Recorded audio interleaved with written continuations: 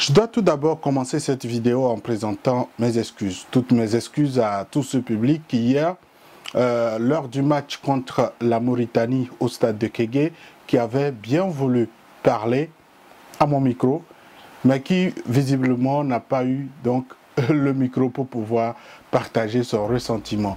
Parce que pour moi, j'ai comme l'impression qu'on est dans une répétition qui n'a pas l'impact et donc je trouvais tout cela inutile ou peu productif.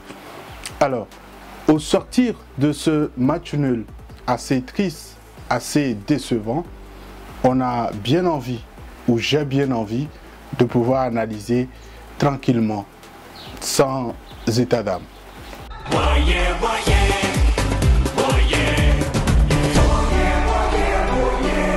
Salut à toi, bienvenue sur ma chaîne. Moi c'est Jacques, ici j'analyse l'actualité sportive africaine. Si tu ne l'as pas encore fait, abonne-toi à ma chaîne, active la cloche de notification pour qu'on puisse continuer par être nombreux par ici. C'est vrai que c'était un résultat qui était, un match qui était très attendu.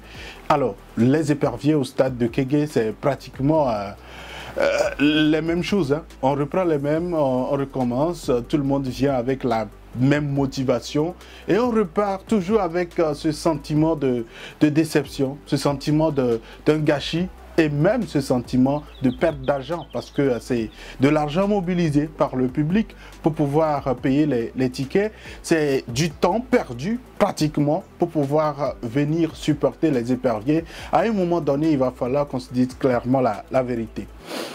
J'avais déjà fait une vidéo juste quelques jours avant ce match, mais finalement j'ai décidé de ne pas la publier. Déjà sur la base de mon emploi du temps, mais beaucoup plus parce que je me dis que pour des joueurs, pour des sportifs, pour des ambassadeurs, on n'a pas besoin de leur dire tout cela. Et donc pour moi, c'était aussi automatique que cela. Quand vous décidez de venir jouer pour le Togo, pour votre pays, il va falloir vous battre à fond. Il va falloir montrer, au-delà de tout, que vous êtes assez déterminé pour faire briller le pays.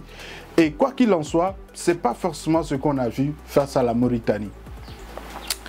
C'est vrai qu'on parlera de la responsabilité du sélectionneur juste après, mais on doit parler d'abord des joueurs. Parce que pour moi, c'est très important.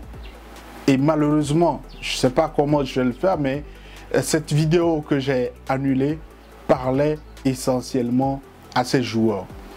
Parce que oui, on parlera tactique, on parlera des choix du 11 de départ, mais quand 11 joueurs se retrouvent sur le terrain, c'est à eux de se battre. C'est à eux de montrer que oui, même après une défaite, ça peut forcément être motif de satisfaction. On a vu ici au stade de Kégué certaines prestations des éperviers du Togo et à la fin on s'est dit tiens, au moins ils se sont battus, au moins ils se sont donnés à fond.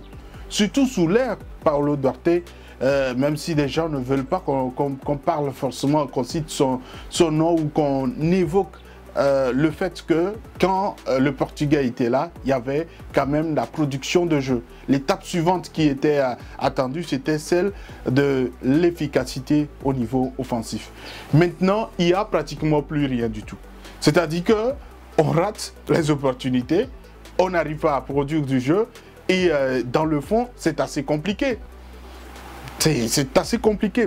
Déjà, au niveau de l'entrée sur le terrain, c'est là que les joueurs doivent montrer qu'ils sont venus pour une grande bataille.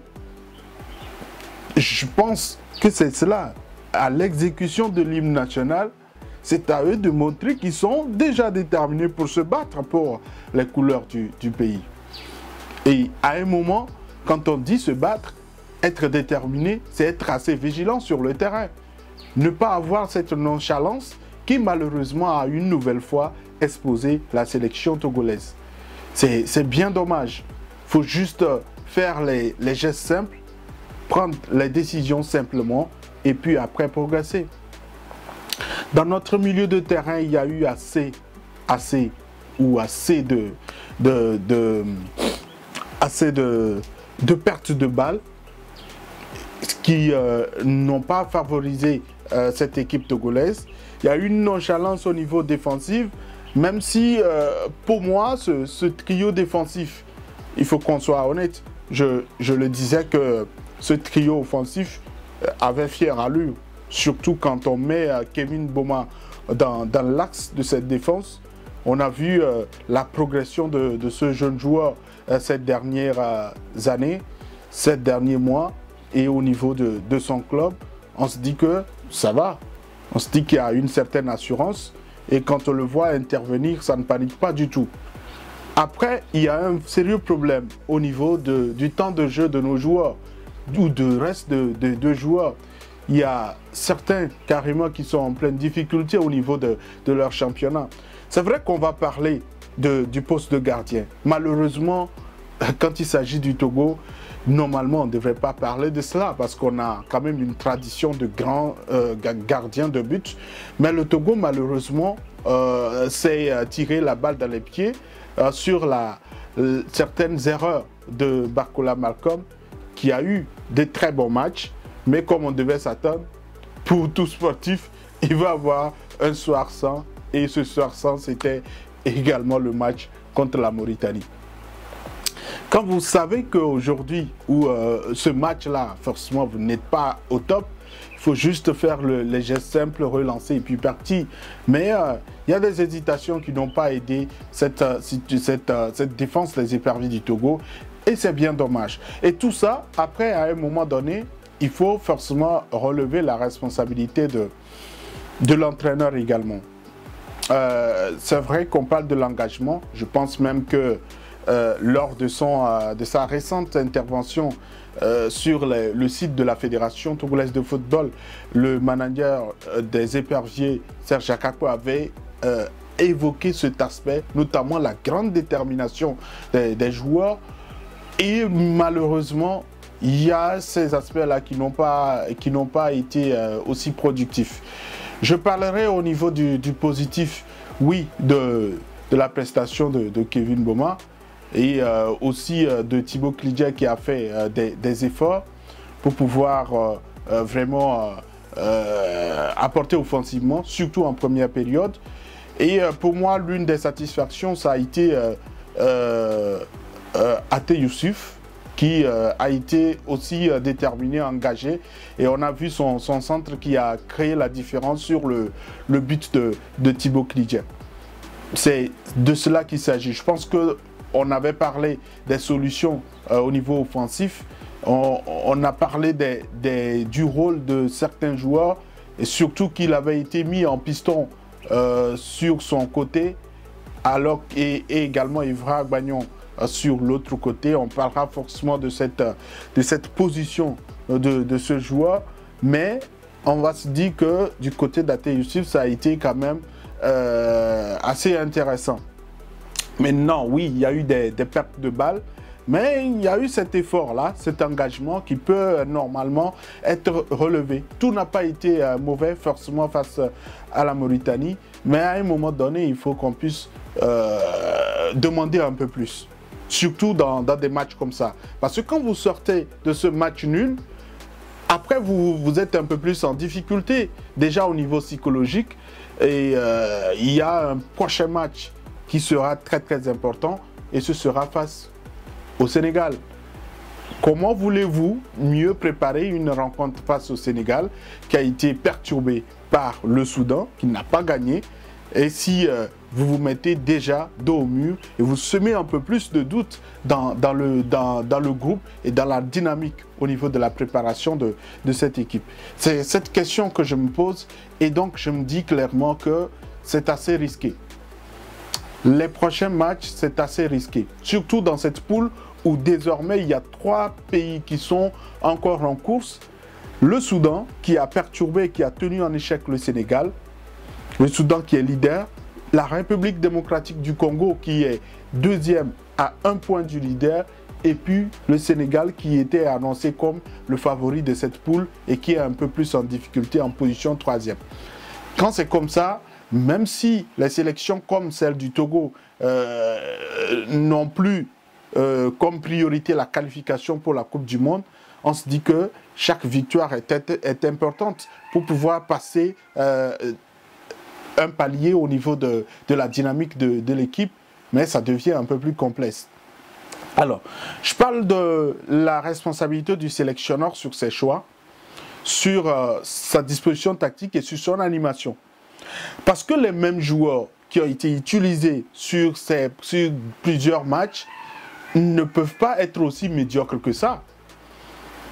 Ils ne peuvent pas être aussi mauvais que ça si on n'a pas demandé qu'ils jouent d'une certaine manière, qu'ils changent de jouer par rapport à ce qu'ils faisaient. C'est pour cela que je dis qu'il y a la responsabilité du sélectionneur sur ses choix et sur ses orientations pendant le match, sur son animation. Parce que visiblement, le Togo désormais ne produit plus de jeu. On est dans du dégagement, on n'est pas dans des petites passes, des passes simples, parce qu'il y a plusieurs joueurs, comme Karim Derman par exemple, qui jouent simplement, qui ont de la qualité, mais qui parfois, sur certaines séquences, retardent beaucoup plus les actions et se mettent un peu plus en danger. On a vu les fautes commises, les pertes de balles au milieu de terrain. On parlera du capitaine Dieng Dakonam, mais je pense que dans l'ensemble, il y a ces erreurs-là, ces hésitations qui n'ont pas permis à cette équipe de pouvoir progresser. Et tout ça, c'est au sélectionneur de dire, tiens les gars, posez la balle, faites ceci, progressez. Oui, on parle de tout cela et c'est très très important. Après, on parlera des choix au niveau des remplacements. Parce que quand vous voyez la dynamique du match et vous faites certains remplacements qui n'arrivent pas à être positifs, il faut se poser beaucoup de questions. L'entrée, beaucoup le relèvent. Enjeu d'Ameido n'a pas été positif. Peut-être qu'après ce match, il pourra tirer les leçons et pouvoir progresser lui-même. Sinon, ça a été quand même un nul assez triste. J'ai perdu la réflexion et je n'ai pas pu donner la parole au public parce que je me dis que ce sera pratiquement les mêmes plaintes. Ce sera la même situation et autant ne plus leur donner la peine de se faire du mal eux-mêmes et prendre le temps au lendemain de ce match-là pour pouvoir apporter ou parler, évoquer tout ça. Vu cette situation, on pourra évoquer la préparation du match contre le Sénégal dans la prochaine vidéo. Quel est ton avis sur cette rencontre? Est-ce que pour toi, il y a eu du positif dans ce que tu as vu? J'attends ton commentaire. Si tu ne l'as pas encore fait, abonne-toi à ma chaîne, active la cloche de notification pour qu'on puisse continuer à être nombreux par ici. À la prochaine.